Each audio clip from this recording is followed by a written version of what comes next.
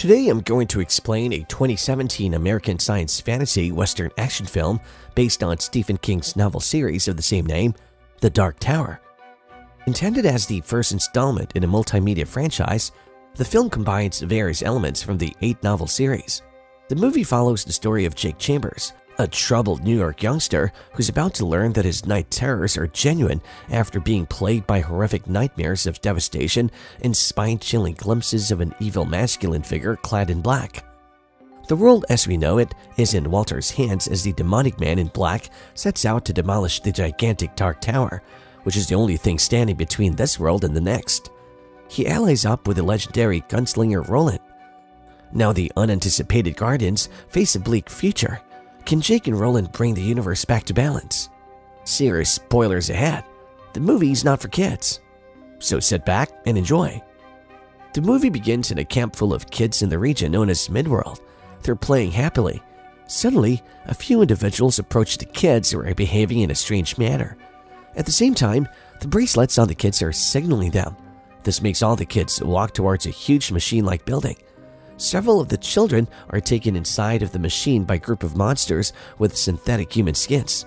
The children are then strapped to chairs and an instrument is put on their heads. As the instruments extract something from the brains of the children, the machine projects a bright beam of light towards the sky. The beam hits a giant black tower and creates chaos. As the huge black tower crashes to the ground, it creates a huge vibration on the Earth's ground. The enormous tremor resulted in an earthquake that destroyed the area around it. Walter Paddock, or the Man in Black, is in charge of everything. The monsters utilize the girl's shine to direct a devastating blast toward the Dark Tower while she's fastened to the machine. On the other side of the world, a teenage boy named Jake Chambers is having this dream while an earthquake is happening around him.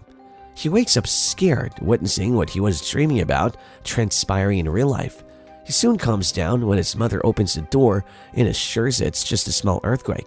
Jake has psychological issues due to the untimely demise of his father. He lives with his mother Lori and stepfather Lon, who Jake doesn't get along with. He resides in New York City. It has been a year since Jake's father Elmer passed away while attempting to put out the fire.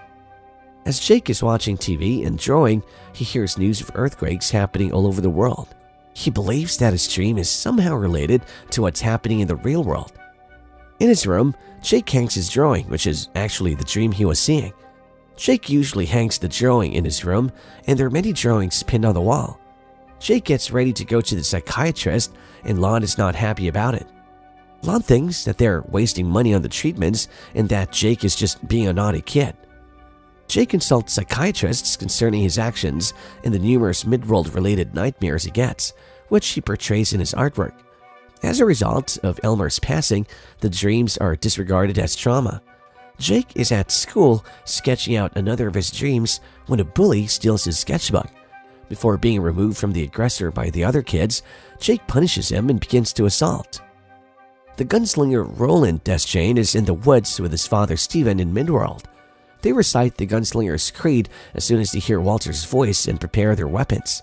Stephen is killed when Walter shows up and uses his magic of manipulation to stop his breathing. Walter's power cannot affect Roland though. Walter blocks Roland's shots as he tries to shoot him. Jake, in the meantime, discovers a photograph of the abandoned home that he saw in one of his visions. To see whether anyone is familiar with its whereabouts, he visits a forum. In response to Lon's request, 2 individuals who appear to be employed by a psychiatric facility go pick up Jake. The synthetic skin scar on one of the necks is immediately apparent to Jake. In an effort for his own good, Lori attempts to persuade Jake to join them. When he looks again, he notices that someone has replied to his inquiry about the house by stating that it's in Brooklyn. Jake thinks this is a perfect chance to go look for the house. He exits through the window after using the restroom. Jake tries to elude the 2 bad guys who are pursuing him through the streets of the city. Jake searches for the residence in Brooklyn. There's a device there that opens a doorway to Midworld. Jake enters the portal and proceeds through a huge desert until arriving in the woods, where he meets Roland. At first, Roland believes Jake is working for Walter. But later, Jake shows Roland the images from his dreams and what he has observed in Midworld. In the novel and movie The Shining, A specific sort of power is stated as being used by children with Shine to demolish the Dark Tower, which is what connects Midworld with Earth.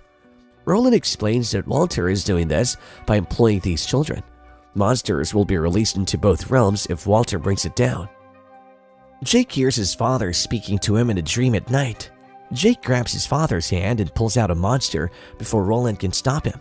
By assuming the appearance of Roland's own father, it tries to mislead Roland. But Roland is unconvinced and he kills the monster. He discovers that the portal Jake used to enter Walter's lair was open. Walter discovers Jake's identity thanks to one of his goons as a result. He's made aware of Jake's strong shine. To explore, he travels to Earth. When Lori and Lon discover Walter, he goes to Jake's flat. Once in Jake's room, where he sees all of Jake's drawings, Walter discovers that Jake is aware of Midworld after killing Lon and compelling Lori to transport him there. Jake is accompanied by Roland to a community of seers where he talks to Ara to have his visions explained. The following evening, Walter's goons assault the community. Before one of the locals tried to abduct Jake, they kill some of the villagers. All of the other thugs are ultimately killed by Roland. Although Roland makes an effort to focus, the thing advances. Jake is saved when he fires a straight shot that hits the bad guy. Once again on Earth, Roland is treated by medical professionals while Jake visits a hospital with him. Jake follows him to his apartment as he departs. When Jake enters his room and notices a charred hole in the floor, he realizes that Walter murdered his mother. Jake first discovers Lon dead in the main room before fleeing to his room and discovering Lon. This is confirmed by a vision he even has. Jake shatters. By pledging to kill Walter, Roland tries to console him.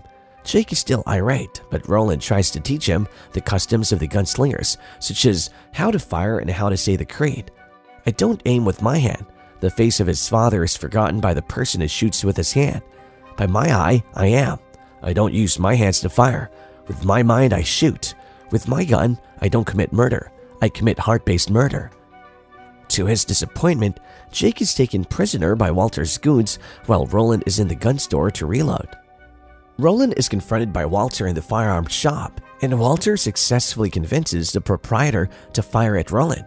Jake is taken aback to Midworld by Walter while Roland is left behind. In order to attack the Dark Tower, Walter has Jake fastened to the device. New York suffers earthquakes and the sky becomes blood crimson. Invading Walter's hideaway and all of his goons, Roland battles his way there. Roland locates Jake with the aid of Jake's mental link to him. By consistently deflecting all of Roland's shots, Walter engages in combat with him.